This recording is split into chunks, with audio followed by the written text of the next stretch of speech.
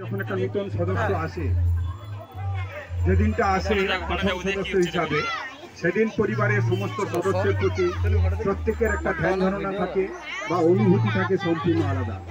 ঠিক যখন 1 বছর বয়স হয়ে গেল, তখন তার যে ব্যবস্থাপনা, তার যে অনুভূতি, সেটা একেবারে সম্পূর্ণ আলাদা। তা আমাদের কাছে ভারতবাসীর কাছে স্বাধীনতা হচ্ছে আমাদের সেই নবজাতকের মতো। হিসাব করে আমরা এখন চলে এসেছি উদযাপন ৭৮তম বর্ষের উদযাপন। আমরা সবাই জানি প্রায় ৭৮ বছর ধরে আমরা সবাই জেনে এসেছি ভারতবাসী স্বাধীনতা লাভ করেছে অত্যন্ত কষ্টের মধ্য দিয়ে। যে কষ্ট মানে ভাবতে গেলে অবাক হতে হয়। আজকে আমরা অত্যন্ত সুখের দিনে দাঁড়িয়ে আছি। যে সুখ আমাদের কাছে পৌঁছে দেওয়ার জন্য ১৯০ বছর ধরে সারা ভারতবাসীকে তখন কষ্ট ভোগ করতে হয়েছে। ওই সময়ের যে ভারতবাসীর সংখ্যা প্রায় ৩৩ কোটি মতো, সেই ভারতবাসীকে কষ্ট ভোগ করতে হয়েছিল। বহু মায়ের কোল খালি হয়ে গেছে, বহু মাকে সাদা থান করতে হয়েছে, বহু মানুষজনকে অকাতরে প্রাণ দিতে হয়েছে। আমাদের কাছে আজকে ফটো দেওয়া আছে 2 বীরের ফটো। একজন একেবারে ছোট্ট অবস্থায় প্রথম শহীদ হয়েছিলেন ফাঁসির মঞ্চে গলাটা বাড়িয়ে। আরেকজনের কথা তো বলাই বাহুল্য, তিনি হচ্ছেন আমাদের নেতা, তাই জন্য তাকে তো বলা হয় নেতাজি। এটাই হচ্ছে আমাদের কাছে বড় উপহার, এই 2 মহাপুরুষ। আরও অনেকে আছেন, বহুজন আছেন। ওই সময় ভারতবর্ষকে স্বাধীন করার জন্যে বিভিন্ন ধরনের যে সমস্ত চরিত্রের ব্যক্তিরা ছিলেন, যার মধ্যে যা গুণ ছিল, তারা সেভাবেই সহযোগিতা করেছে। টাকা পয়সা দিয়ে সহযোগিতা একটা শ্রেণীর লোক করেছে, মনের বল বাড়ানোর জন্য বিভিন্ন রকম কথাবার্তা বলে তারা একটা বিপ্লবীদের কাছে পৌঁছে দিয়েছে যে আমরা তোমাদের সঙ্গে আছি। বহু নারীকে দেখা গেছে নিজেদের গহনাগাটি বিক্রি করে, বাড়ির রান্নার খাওয়ার চাল বিক্রি করে পর্যন্ত টাকা পয়সা তুলে দিতে হয়েছে। আবার কবি, লেখক, শিল্পী এরা যে যার মতো করে সহযোগিতা করেছে। কবি লিখেছে কবিতা, সাহিত্যিক লিখেছে গল্প, আর শিল্পী কণ্ঠের মধ্য দিয়ে গান গেয়েছে। যেমন চারণ কবি মুকুন্দ দাস লেখাপড়া কিছু জানতো না, কিন্তু চলতে চলতে তিনি গান গাইতেন, কবিতা রচনা করতেন। ওই সময় ছিল ভারতবর্ষে নারীদের কাছে একটা বড় সবথেকে খারাপ জিনিস ছিল, আমরা দেশীয় কোনো জিনিস ব্যবহার করতে পারবো না। ইংরেজরা, ব্রিটিশ শাসকরা এই আইন করে দিয়েছিলেন, তাদের দেশে তৈরি করা সমস্ত উৎপাদিত জিনিস ভারতবাসীর কাছে কিনতে হবে, ভারতবাসীকে কিনতে হবে এবং ব্যবহার করতে হবে। ওই জন্য চারণ কবি মুকুন্দ দাস তখন একবার রাস্তায় চলতে চলতে গান গাইতে গাইতে প্রত্যেকটা মানুষকে উৎসাহিত করেছিল, ভেঙে ফেল কাঁচের চুড়ি, ভেঙে ফেল রেশমি চুড়ি, বঙ্গ নারী কবু হাতে আর পড়ো না। মায়েদেরকে এইভাবে সতর্কতা করে দেওয়া ছিল। আবার কামিলেরাই লিখেছেন, মায়ের দেওয়া মোটা কাপড় মাথায় তুলে নে রে ভাই, দিন দুঃখিনী মা যে তোদের, এর বেশি আর সাধ্য নেই। কাজী নজরুল বলেছিলেন, বিদ্রোহী আমি রণকান্ত, আমি সেই দিন হব শান্ত, যেদিন উৎপীড়িতের ক্রন্দনরোল আকাশে বাতাসে ধ্বনিবে না। এটা কাজী নজরুলের বক্তব্য ছিল যুবকদেরকে উৎসাহিত করার জন্য। কাজী নজরুলকে তো ভোলাই যায় না। কান্ডারি বলো টুপি শেখার তরিকার, তিনি কান্ডারি হুঁশিয়ার কবিতা রচনা করেছেন। রবীন্দ্রনাথ ঠাকুরের তো তুলনাই হয় না। ওরে আমার সবুজ, ওরে আমার কাঁচা, পুচ্ছটি তোর উচ্চে তোলে নাচা। সবুজ একেবারে যুবকদেরকে উৎসাহিত করার জন্যে তারও কলম থেকে কালি ঝরে পড়েছিল। এছাড়াও আমাদের এই ভগবানপুর ছিল স্বাধীনতা আন্দোলনের একটা বিরাট পীঠস্থান, যেখান থেকে বহু বিপ্লবী তৈরি হয়েছে। বহুজন, আপনারা অনেকে জানেন কিনা জানি না, গোপনাথপুর শহীদ বেদির কাছে ফুলন দেবী বলে একজন ছিলেন। তিনি কিন্তু তার পেশাটা ছিল আলাদা, সমাজের মানুষদেরকে আনন্দ দেওয়া। তাকে সবাই সমাজ ঘৃণা করত, কিন্তু তিনি দেশের জন্য পর্যন্ত নিজেকে তৈরি করে বিপ্লবীদেরকে সহযোগিতা করেছেন। ইংরেজদেরকে ধরে আনতেন, তাদেরকে খুশি করতেন, তাদের কাছ থেকে তথ্য বের করত, আর বিপ্লবীদেরকে সেই তথ্য সরবরাহ করত। গোপনাথপুর থানা ভাঙা আন্দোলন হয়েছিল, আমরা সবাই জানি যে থানা থেকে ইংরেজদেরকে উৎসাহিত করার জন্যে থানা ভাঙা আন্দোলন হয়েছে। গোপনাথপুর হাই স্কুল তখন খড়ের চাষের স্কুলে আগুন লাগিয়ে দেওয়া হয়েছিল। ওখানে গিয়ে ইংরেজরা বসবাস করছিল। আমাদের ভগবানপুর ছিল অত্যন্ত একটা আন্দোলনের পীঠস্থান। আরেকটু এগিয়ে গেলে তমলুক তো ভোলার নয় আমাদের কাছে। তমলুক মানেই আমাদের কাছে মাতঙ্গিনী হাজরা। যে মাতঙ্গিনী, যিনি 72 বছরের বুড়ি, তাকে গান্ধী বুড়ি বলা হতো, কারণ তিনি মহাত্মা গান্ধীর আদর্শে নিজেকে তুলে ধরেছিলেন। সেই গান্ধী বুড়ি তিনি স্বাধীনতার জন্য হাতে পতাকা নিয়ে চলে গেলেন। এক হাতে পতাকা আর এক হাতে শঙ্খ বাজাতো, সবাইকে জানান দিত, আর পতাকা নিয়ে বন্দে মাতরম করতে করতে এগিয়ে যায়, এবং শেষে থানা পুকুর পাড়ে গিয়ে তাকে গুলি খেয়ে মরতে হয়। এবং ওই সময় তার সঙ্গে অনেকে ছিল যারা আমাদের ইতিহাসে পড়েনি, অর্থাৎ স্বাধীনতা আন্দোলন অচেনা বাঙালি, অচেনা মহিলা অনেকে ছিলেন। ফুল্লরা ছিলেন, নাম আপনারা জানেন না, এগুলো তথ্য বের করতে হয়, শুনেছি, আমরা দেখেছি। গিরিবালা বলে একজন ছিলেন। যখন মাতঙ্গিনী হাজরা তার দলবল নিয়ে যখন এগিয়ে যাচ্ছে, ওখানে যখন গুলি করে মেরে দেওয়া হয়, জল বলে চিৎকার করছে। সেই বন্দুকের গুলিকে উপেক্ষা করে গিরিবালা দেবী বলে একজন, মণিবালা দেবী বলে আরেকজন, দুজনে জল নিয়ে ছুটছে। বন্দুকের গুলিকে তারা ভয় করেনি। এই হচ্ছে চেতনা, এই হচ্ছে মানুষের চাহিদা। এই সবকে ধরে রাখার জন্যে আমাদের আজকের এই ৭৯তম বছরে এসেও স্বাধীনতার জন্য আমরা কি করেছি, আমরা কি পেয়েছি, কার কাছ থেকে পেয়েছি, কিভাবে পেয়েছি, পরবর্তী প্রজন্মকে তুলে ধরা আমাদের কাছে। স্বাধীনতা দিবস উদযাপন মানে শুধুমাত্র উদযাপন নয়, তার সঙ্গে ব্যবস্থাপক যারা, তারা একটু টিফিন, একটু চকলেট বা অন্যান্য কিছু গান বাজনা, নাচের আসর করে থাকে।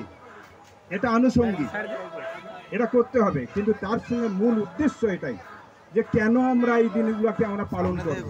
পালনের একটাই মাত্র উদ্দেশ্য যে যারা নতুন প্রজন্ম আছে তাদের কাছে পৌঁছে দেওয়া যে আমাদের যারা উত্তরসূরি ছিলেন, পূর্বসূরি যারা ছিলেন, তারা কিভাবে আমাদের কাছে এই স্বাধীনতাকে পৌঁছে দিয়ে গেছেন। সেই স্বাধীনতাকে আমাদেরকে ধরে রাখতে হবে। কেন ধরে রাখতে হবে?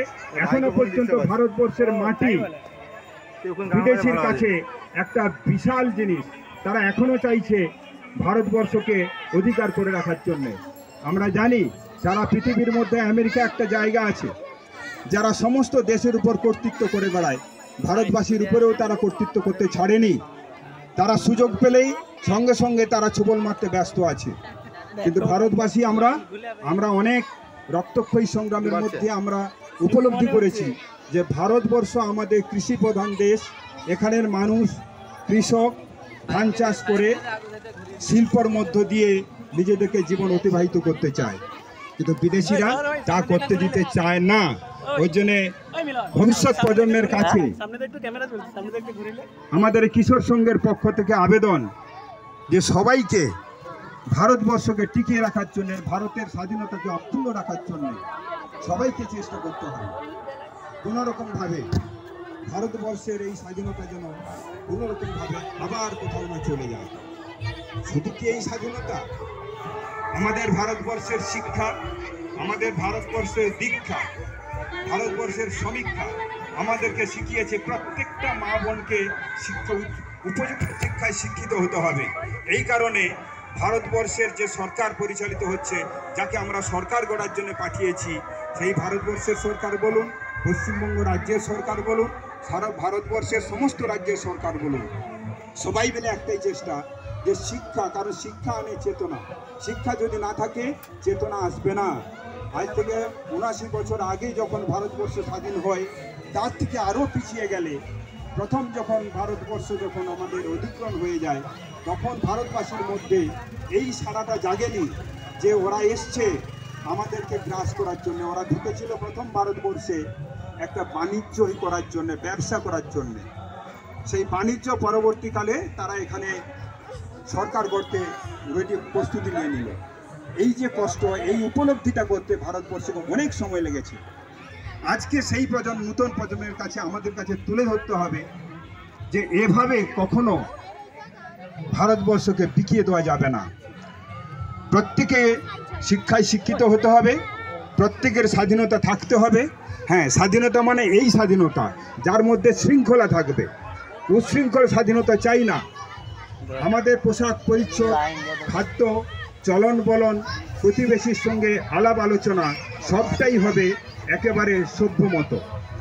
সেই সভ্যতাকে সামনে রেখে ভারতবর্ষের এই মাটিকে, এই স্বাধীনতাকে টিকিয়ে রাখা সম্ভব। কিন্তু যেখানটাতে আমরা দেখতে পাচ্ছি কোনো কোনো জায়গাতে বিভিন্ন রকম উচ্ছৃঙ্খলতা, মানুষ মানুষকে মানছে না, ছোটরা গুরুজনদেরকে সম্মান দিচ্ছে না, ছাত্ররা শিক্ষককে সম্মান দিচ্ছে না। কিন্তু এগুলা করতে দেওয়া যাবে না। একটা জিনিস শুধু ভাববেন, জীবনটা আপনার, এই জীবনটাকে সঠিকভাবে পরিচালিত করা আপনার নিজের দায়িত্ব। কেউ আপনাকে অন্য কোনো জায়গাতে পৌঁছে দেবে না। আমরা অনেকে নির্ভর করে থাকি, অজুহাত দেই, এই আমার বাড়িতে বাবা এই করে না, আমার দাদা এই করে না, মা সহযোগিতা করে না। এটা কথা নয়। তাদের যেভাবে সহযোগিতা করার কথা তারা করবেন, কিন্তু নিজেকে ভালো হতে হবে। আমি যদি বলি আমি ভালো হব, কারুর ক্ষমতা নাই আমাকে খারাপ করার। কারণ আমাকে পরিবেশটা খুঁজে নিতে হবে, কোন পরিবেশে আমি ভালো থাকব। আজকে শিক্ষক বলুন, সমাজসেবক বলুন, সবাই চেষ্টা করছে কারুর যাতে কোনো রকম কষ্ট না হয়। সেই কষ্টের দিকে তাকিয়ে আমি বলছি প্রত্যেকে উপযুক্ত শিক্ষায় শিক্ষিত হতে হবে। আজকে কিশোর সংঘ ব্যবস্থা করেছে, এখানে ছবি আঁকার প্রোগ্রাম করেছে, বছরে একবার করে অনুষ্ঠান করে, সেখানে শিক্ষামূলক বিভিন্ন প্রতিযোগিতামূলক কিংবা অন্য কোনো রকম মানসিক বিনোদনের ব্যবস্থা করে। কেন করেছে? যে আমরা সারা বছর ধরে যে যেখানে থাকি না কেন, একটা জায়গাতে যে বছরে একটা দিন অন্ততপক্ষে আমরা সেই জায়গায় যেন মিলিত হতে পারি। সেই মিলনের কথা ভেবে আমি সবার কাছে একটা অনুরোধ করতে চাই, বর্তমান ভারতবর্ষের যা পরিস্থিতি, তাতে সমস্ত যুব সমাজের কাছে আমার তরফে তথা আমাদের এই কিশোর সংঘের পক্ষ থেকে একটা আবেদন শুধু করব যে নিজ নিজ জায়গাতে নেতা না হয়ে সমাজসেবী হও, নিজেকে আদর্শ বলে তুলে ধরো। কারণ নেতার ক্ষমতা চিরকাল থাকবে না। ক্ষমতাটা হচ্ছে ক্ষয়িষ্ণু, একটা সময় ক্ষমতা থাকবে না। কিন্তু আপনার নিজস্ব অবদান, নিজস্ব কাজ, আপনার নিজ ভাবমূর্তি এটা অবিনশ্বর, চিরকাল থাকবে। তাই যুবকদের কাছে আমার একটাই আবেদন আমার তরফ থেকে এবং কিশোর সংঘের পক্ষ থেকে, ভালো মানুষ হতে হবে। আমরা সমাজের সেবা করতে হবে, পিতামাতাকে শ্রদ্ধা করতে হবে, শিক্ষকদেরকে শ্রদ্ধা করতে হবে, আর গুরুজনদেরকে শ্রদ্ধা করতে হবে। দেখা যায় এখন অনেকে গুরুজনকে শ্রদ্ধা করে তো দূরের কথা, নিজের বাবা মাকে পর্যন্ত অন্যভাবে চলে যাচ্ছে। যেমন যাচ্ছে আপনি দেখুন, যত বিপদগামী হচ্ছে, বিপদে পড়ছে। সেই বিপদ থেকে উদ্ধার করতে হলে নিজেদেরকে ঠিক রাখতে হবে। ভারতবর্ষ এমন একটা দেশ যেখানে শিক্ষা দেয়, এখানে সর্বধর্ম সমন্বয়ের মানুষ এখানে বাস করে, সর্বধর্ম সমন্বয়ের মানুষ। আমাদের এখানে কোনোদিন কোনো ভেদাভেদ নাই, কোনো ধর্মীয় দলাদলি নাই, কিচ্ছু নাই। যে যার মতো, যে যার খুশি মতো তারা তার ধর্মের মধ্যে তারা নিহিত থাকে। তাহলে আমরা সেই ভারতবাসী হয়ে আমরা কেন গুরুজনদেরকে সম্মান করব না? আমরা সেই পরিবারের ছেলে মেয়ে হয়ে কেন আমরা গুরুজনদেরকে সম্মান করব না, শিক্ষককে সম্মান করব না, আর নিজেকে কেন একেবারে সঠিক একটা জায়গাতে তুলে নিয়ে যেতে পারবো না? একটা দেখুন, এক একজন আছে ডাক্তার, ইঞ্জিনিয়ার, শিক্ষক, সমাজে প্রতিষ্ঠিত হয়েছে, তাহলে ওকে দেখে আমি কেন হব না? এই এলাকাতে তো আছে, শিক্ষক আছে, ডাক্তার আছে, ইঞ্জিনিয়ার আছে, অনেকে আছে, ভালো ভালো সমাজসেবী আছে। তাহলে সবাইকে নিয়ে যদি আমাদেরকে ভাবতে হয়, তাহলে আমি সেই জায়গাটাতে ভালো হতে পারবো। তাই আমার অনুরোধ, আজকে কিশোর সংঘ যে আয়োজন করেছে, যে স্বাধীনতা দিবস উদযাপন, এটা নিছক উদযাপন নয়, এর অন্তর্নিহিত অর্থ হলো এটাই, এই উদযাপনের মধ্য দিয়ে সমাজের কাছে তারা এই বার্তা পৌঁছে দিতে চাইছে যে আমরা সমাজের যেন একটা ভালো জায়গায় পৌঁছতে পারি, নিজেদেরকে যেন সেই জায়গাটা পৌঁছতে পারি, এইটা মাথায় রাখতে হবে। এই বলে আমি সবাইকে ধন্যবাদ জানিয়ে শেষ করছি। সবাই ভালো থাকুন, সবাই ভালো থাকুন, সবাই ভালো থাকুন। আবার দেখা হবে।